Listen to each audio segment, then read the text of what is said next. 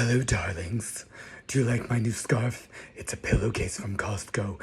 Anyway, a broken clock is right twice a day is an old saying that I'm quite familiar with. And what that means is that there are people who are wrong all the time, but sometimes they are right.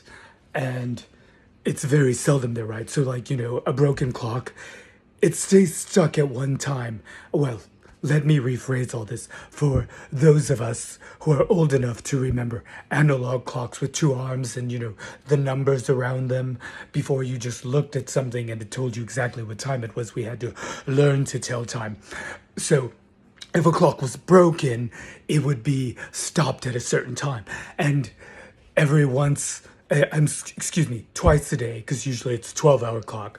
And I don't think I need to explain any further why a 12-hour clock would be twice a day. But anyway, so every once in a while, once every 12 hours, that would be what time it is.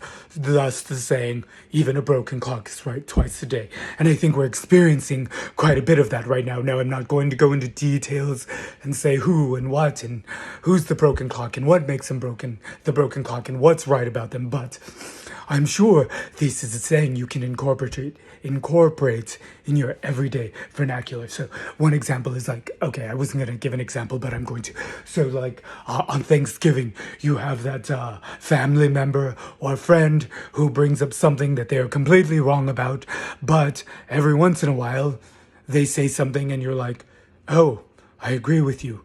And you acknowledge that, they can be right, sometimes are capable of being right. It doesn't mean they are all the time, but the capability is shown. So you're like, oh, and you acknowledge when they are right, even if they're wrong. The other 23 hours and 58 minutes of the day. So if you hear someone say even a broken clock is right twice a day, you understand what they mean. Anyway, darlings, have a gorgeous day.